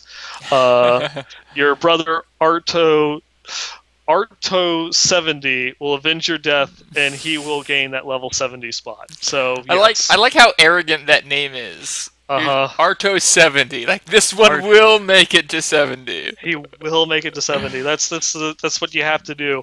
And I actually have a similar experience. One of the first demon hunters I lost at level 60 back in Classic. I was doing Act 1 runs. We were coming out of Leoric's Manor. There was a witch doctor that exited literally like 3 seconds before me. And as soon as I click on the exit to go outside, the warning comes up. Bing has engaged, an elite cultist. I zone out, and I'm standing on top of like 13 arcane beams. And in that split second, I hit every single key on my keyboard except smokescreen. Oh, no. Yeah, so I see myself pop shadow power, and I see myself go through and like launch Rain of Vengeance, but not Smokescreen. It's just sitting there as the 2 key, and it doesn't, from all of my experience playing WoW, that's the key that's worn out on my keyboard. It's like, but that key eluded me at that one particular half second. Had I hit that, I could have lived, but I didn't, so I died. I know I had a hardcore death in Leoric's Manor when we were doing a hardcore race on the stream. Like, it was a 6-hour race. And I got the bright idea as a barb to leap into that giant group of enemies at Leoric's Manor. Which, pro tip, you guys ready for this? Hardcore players playing a barb never use leap to engage, because you might need it to run away. Oh, yes. So I learned the hard way. Mm-hmm. Not fun. Not fun at all. Oh, yes. It's my turn to grab feedback. I was getting way into to Rick's here. But let me grab... Let's see. Okay, so Nicholas. We haven't touched his guide yet, right? No, we have not. Okay, Nicholas. First of all, thank you for sending this very detailed email with a guide. I'm not sure if you submitted this to Theorycraft Thursday, or the new name is eluding me. Play Your Way Thursday. Play Your Way Thursday. If you haven't, haven't, have that nice alliteration to it anymore. Yeah. If you haven't, you might as well, because he put a ton of work into really detailing this build. And unfortunately for him, a few things have changed in the PTR since he made this build. But TLDR, he made a Firebird set build. So they buffed the Firebird set and now has a chance any fire damage you deal, it will deal the equivalent over a set amount of time, up to 3,000% damage per second. Potentially, I think the new best Wizards set. And basically, you're saying it works really well. Yeah, and for those, just to point out, this build was submitted by the man whose name is we're not supposed to pronounce any of the consonants, and it contains no vowels. So yes, and let me show you that image. Nope, I thought I had pulled it up, but I had not. Let me go around there.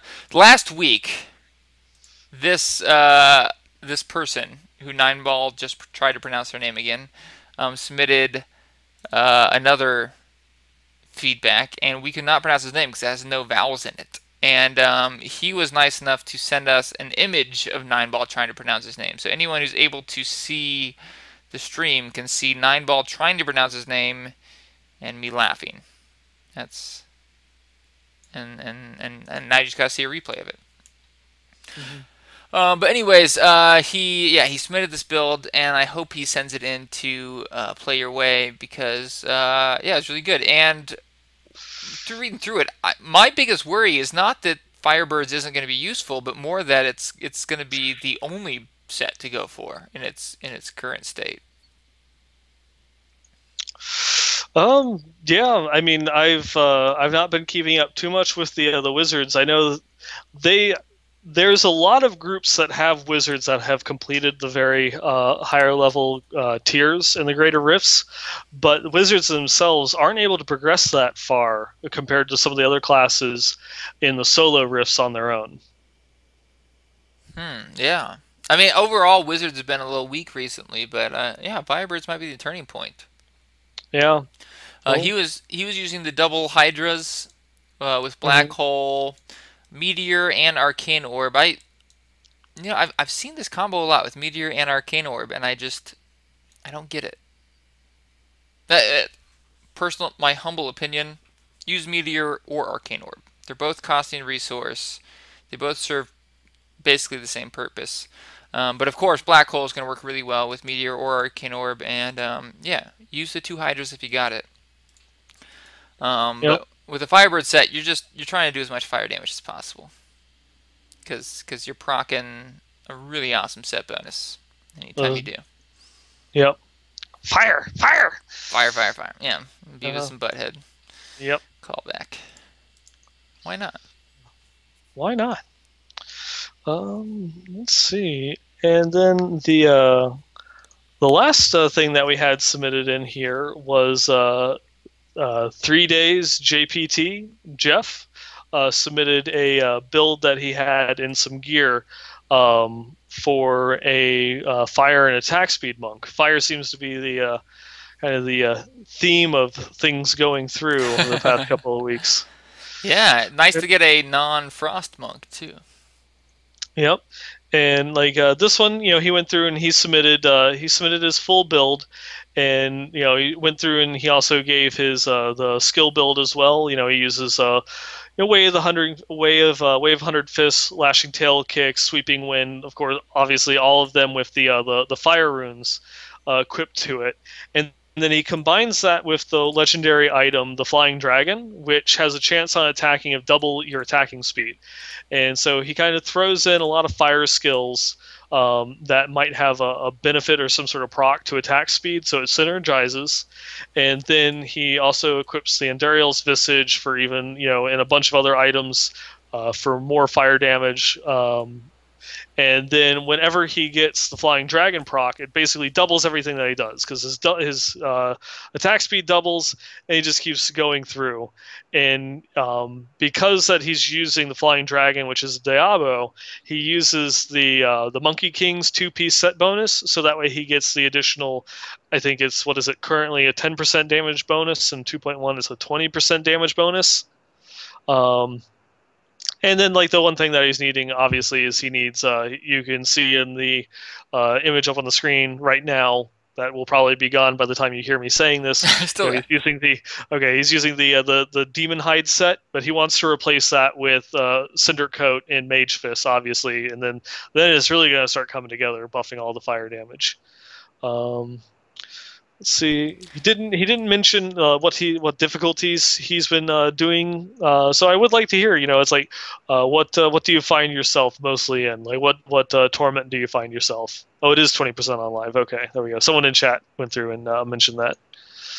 But yeah, I'd like to see like what effectiveness you've had. Like, what is it that you've been doing? Because obviously, like this one is it's a niche build. You have like this idea that you want to play around. So I can't really give too many suggestions on it with how you're going through and playing.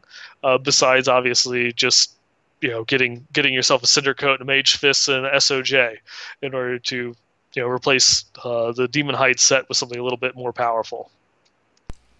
yeah, I feel like this is a good example of how the game is really pushing us towards a certain elemental type. And if your elemental type is fire, you're kind of pushing to Cinder Coat and the Mage Fists. You're always pushing the SOJ.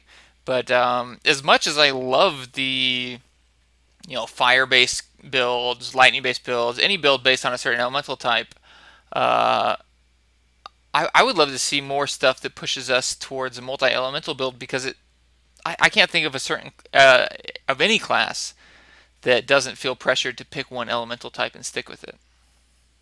Yeah, because you get more of a benefit focusing on a single element, than branching out into multiples. Branching out into multiples hurts you because you have to balance which items I'm getting that damage percentage on. Yeah, which is so much fun. Like, I love being a lightning whiz. I love being a frost wizard, but yeah, that seems like the one option right now. Pick an elemental type. Yeah, and it's interesting because this is the opposite of what it was in D2. Not to go too much into the game of yesteryear, but in Diablo 2 they had specific game mechanics in it that you could not focus on just like one single element and be terribly efficient, because everything had immunity to at least 2 damage types in Hell difficulty. So you had to be able to do multiple types of elemental damage in order to do well. And melee classes would sometimes get screwed a little bit because, like a barbarian, you had your regular attacks, and then you had berserk, and that was it. So you had physical and then magic, and so it wasn't 100% great in the way that it was implemented, but it definitely is interesting how the design decisions that they made back in D2 forced you to branch into multiple elements, and then the design decisions that they've made in Diablo 3 rewards you for sticking to a single one.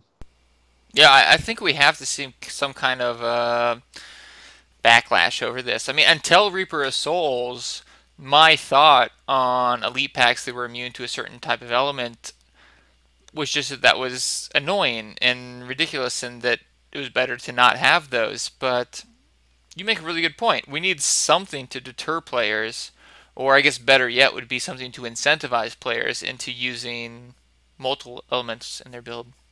Mm-hmm. Or yeah, just like there's such a strong incentive. I mean, once you have plus 100% to a certain elemental type, you're now getting double the damage from any skill that does that elemental type. I mean, the chance that it's going to be worth it for you to take a skill that does half the damage is just so low. Yeah, because it's not just like it adds 100% weapon damage to a skill, just like a cluster arrow for demon hunters. It's 770% damage. If you have 100% fire damage, it's now it's the 15 is 1,540% weapon damage. So it scales hugely for your powerful skills. Yeah, I'd love to hear what you guys think on the live stream watching right now, as well as people on YouTube. How would you feel if they brought back elite packs that were immune to a certain type of element? I mean, of course, it would suck when you're solo if you're an element build, which I think most people are, specific to one elemental type. Hmm. But it would push people into playing group builds. It would incentivize people who branched out a little bit. It would incentivize you to use at least one skill that wasn't your type of element. Hmm. I've been against it until maybe the last like month or two, where I really realized like at this point you don't have a choice. You have to pick an element, just which one Yeah. element. Yeah, and I think it probably is too much of a change for something that we'll ever see in Reaper, but it might be an idea that they come up with for the next expansion. Is just adding in, because it's something that you can address without even touching any of the items, just by making elite packs always have at least one immunity. So you need to have two different types of elemental damage in your build at any given point in time in order to have a chance, because you don't want to roll that dice, put all of your cards on fire, and then the first elite pack you come to in a greater rift is fire immune. What are you going to do? Yeah, So I guess it, I was that either way it's pushing you. Either way one way it's pushing you into just one elemental type. The other way it's pushing you into requiring you to have multiple elemental types. Maybe there is mhm. a better option. Some new mechanic they could add. Yeah, and I kind of like the idea of them addressing it like in that point. It'd be terrible to do with how the game is. You'd have to have some sort of gear reset, which normally would be an expansion. But addressing it at that point also gives people the opportunity to know beforehand that this is what it's going to be like. You have the knowledge of gearing up to it, and you understand that that is how it's going to be, instead of just dropping that change on you instantly and being like, adapt. Doing it in Yeah. expansion gives you time to adapt, and having the expectation made beforehand, doesn't feel like you're really being cheated so much. Yeah, and reading through chat, a lot of people are saying, yeah, D2 had it right. Let's take it back to D2. And I feel like although D2 had some really great ideas, very innovative for its time, there I think we can do better. Oh yeah, I mean a lot of the mechanics and such won't translate over well now into what the mentality of gamers and what gamers expect from a game. Because there was a conversation that some people were having a little bit earlier ago, that they went back to play Diablo 2, and even though they loved the game, it wasn't quite what they remembered it to be. It has aged well, but still has a dated feel to it when you get in there and start doing some of the when you find some of the mechanics and some of the brokenness in the gameplay and such. But there's a lot of good things I think could still be learned, and maybe some lessons they didn't think they needed to address, or they didn't need to carry over into D3, that could, obviously still shed some light on some of the issues that the game is currently having, and go from there. Yeah, I went back to watch Fraggle Rock recently. Not How? nearly as good as I remembered it being. Uh-huh. No, don't Went go down to back. Fraggle Rock. Just yes, your memory of Fraggle Rock way better than the show was. Yeah. I will take your word for it. But no, I agree. Like anytime you have a game with this much randomness in it, you're gonna come across balance issues nonstop. And Yeah. yeah, I think we're seeing this is a great example of an issue that D2 handled very well that D3 is now facing. Unless they just want to embrace the idea that every character is specific to a certain elemental type. But of course, that's a fairly limiting theory. Yep. Huh. Yeah. Nice little trip down memory lane there. I think that finishes up our feedback, doesn't it?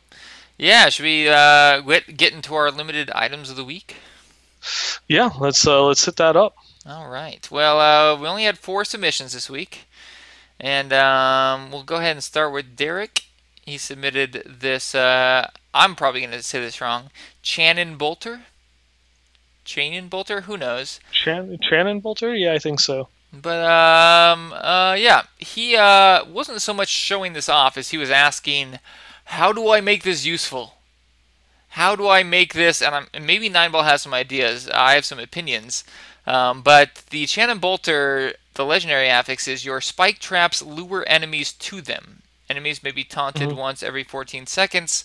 And I gotta say, I haven't used this yet, but I saw this earlier, and as a part-time demon hunter, I love this idea because I love spike traps, and enemies would always elude them. But if you're not finding this useful, maybe it'd be more useful in a group than it would be solo. It's my one input. Yeah, it's one of those ones where spike traps, with the amount of damage that they do, they're great at the lower difficulties, but most of the mobs will be dead before your traps even arm to do the explosion damage to hurt them. And then, at the higher difficulties, they don't do enough damage to warrant their placement on your skill bar, like he asked in the email. He's having a hard time justifying spike traps in a skill slot. Understandably so. It's not that great of a skill. So unfortunately, looking at it the way that it rolled, it's obviously primed for a very high damage two-hander. For once you can get Ramaladni's gift to add a socket, add a fifth of fix onto that item. Otherwise, it is going to be an amazing leveling item with that level requirement -17. So, if nothing else, it will help you level up a new Demon Hunter. Assuming you are playing softcore, it is useless to you. So Yeah. I don't even know. There you go. Maybe we'll get a buff to spike traps because I remember them being all right, but Nineball knows best. It's been a while since I played Demon Hunter. Yeah, while leveling, I like to mess around with a lot of skills that just don't get used or never talked about ever.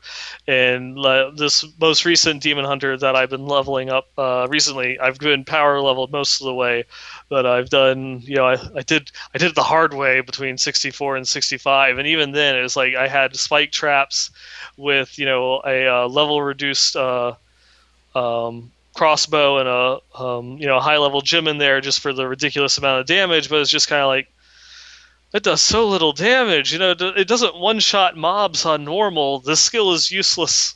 It's like, I'll go back to multi shot now. Yeah, that's how it works leveling. We added some quick feedback from the chat. Necro was asking for a gear check, and basically just want to get our advice. So I want to take a quick second to note that if you want to send any feedback, you have any questions, you want to submit an item of the week, you want to send us naked pictures of your cat, which have gotten really popular, by the way. We have to throw away so many nude cat pictures every week, but keep sending them. Anyways, all those things go to Westmarch Workshop at blizzpro.com. Westmarch Workshop, blizzpro.com. If you want to talk to us on Twitter, just look at the screen. We're at Archon the Wizard and at Nineballgamer. You are not taking into account the people listening to us on Stitcher and iTunes. So they can't look at their screen. They can't look at their screen. Stitcher and iTunes people must have so much resentment for us now because we're constantly pointing out things on the screen. You guys have no screen. I'm sorry. I'm sorry. I'm so sorry. I'm also sorry we apologize so much. I'm really sorry about that. Sorry. Well, the next item we got was from Daryl, and it's a Cinder Coat. Surprise, surprise. But this Cinder Coat has a story behind it. Yes, and why don't we... sorry, let me pull that up, unless you already have it. Yeah. Isn't that a beautiful Cinder Coat? Isn't it? Max fire damage, great roll on the resource cost reduction, very high intellect, very high vitality, 3 sockets... But there's one thing behind it. Yeah, he got on the PTR. Yep, PTR. It's all going away. It is going bye-bye. It was just a wonderful dream. Yeah, Daryl, to make you feel better and to not hate your luck so much, your Cinder Coat, when they shut down the PTR, is going to go and it will sit right next to the Cinder Coat that was on my Demon Hunter. We can just hang it right next to one another out there in the event. Yep, it'll be in Cinder Coat heaven. So don't feel too bad. It is. It's so beautiful. But that's what you get for playing PTR. You get slapped in the face. Yep. It's a mini season. Just think of it like that. Mini season. Whether or not you decide to play PTR, just don't get too attached to it. Just That's the problem I've been having recently. When PTR comes out, I'm all about PTR. I can't wait. I want to learn about it so I can talk to you guys about it. But after like 2 or 3 weeks, it kind of loses its luster. It's like, wait, this is all fake. Yeah, yeah. I guess that is one problem that it happens to a lot of people. Obviously, hearts out to those that will go through and they play the PTR to test and to just cut through the content, try and find bugs and exploits and such. People like Mods, people like JH, and a lot of Jh's followers over in the Vigerai clan. They put their heart and soul into it, and definitely hats off to them. Indeed. All right. Well, let's see. Next time we had was from Bruno. It's a Jade Harvester's chest piece. And it rolled very close to max int and vit. I apologize, the image is a little blurry because it was a full screen image. Yeah, it was on hardcore, so that's a little more sexy. But Yep. gave it to a friend who he's playing with.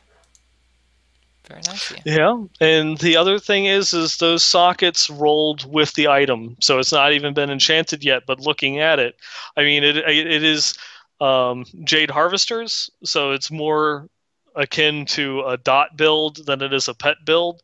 So it might be something worth changing the fetish army into, say, all resist or life percentage instead of the fetish army damage. Though it could.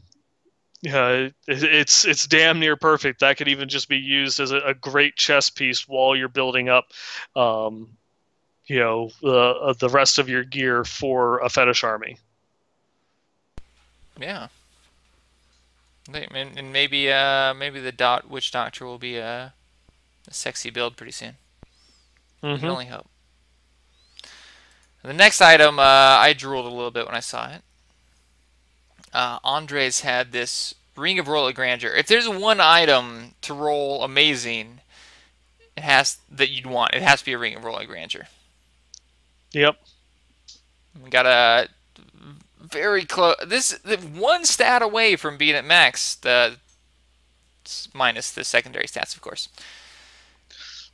Yeah, but who cares about that? Yeah, but 499 strength, 7 attack speed, 50 crit damage, 6 crit chance. As I'm saying this, I realized the listeners have no idea what the last items have. I apologize for not reading those stats, but this is, yeah, 1 strength away from being a perfect strength Ring of Royal Grandeur. Yep. Sexy. Oh, so sexy. Yeah, I would, yeah, that's as good as it gets. Congratulations, Andres. Yep. I mean, it's beautiful. The only thing against it would be when 2.1 hits, is that it doesn't have a socket, and his crit chance is the one that he re-rolled. Yeah, there you go. But if you play on seasons, then you're starting over anyway. And that was actually the other part of his email, is he had questions about seasons. He's never played them before, and so he wants to know a little bit more about it. And he wants to know what happens to his season character when the season ends. Does it just go into his non-season characters? Yes. The answer is yes. We believe. They've said that your experience will carry over, but they've been a little bit. They haven't really gotten everything worked out on how the characters will fall back in, how your items will fall back in, or your stash will fall back in. So I imagine that it will eat up a character slot, and that will just be converted into a non-season character. But I don't know what they'll be doing about like items in your stash and such. Yeah, I might be wrong, and you're making me question everything here, Nineball. I'm gonna have to go back and look at this because I swore they said your ladder characters will just transfer over to non-ladder. I'm pretty sure like you'll get to keep your characters and such, but it's like I'm not sure what they'll be doing with the items in the stash, and they haven't exactly answered that one yet. All right. Well, now I'm curious, but yeah, I think I would be very surprised if you lost any of your items after the season ended. Yeah. And I say that just because I think players would be very upset at that decision. I'm sure that you'll continue to keep them, but like, what are they going to do? Are you going to have like a little proto stash, or are you going to get sent to like your the old auction house deposit box that you have to pull them out, and make room for them in your regular non-season stash and such? It's like, are you going to have to share character slots between season and non-season characters? There's a bunch of questions that they still haven't answered about it. Yeah, that's good. That's a good point. Good questions. But yeah, I think one thing that I've learned since we started this podcast is there's a lot more players that don't plan on playing seasons than I anticipated. Yeah. I guess, just from my prior experience, I was always playing on ladder.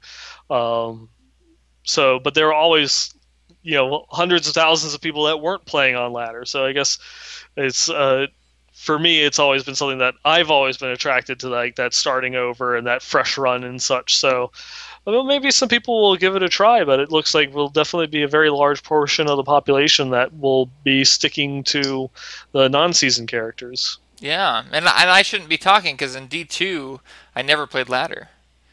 Mm-hmm. I didn't really get to draw, but I think that's just how it is. Like if you're only playing a few hours a week, it doesn't make a lot of sense for you to play ladder. You're gonna get to max level and the ladders are starting over.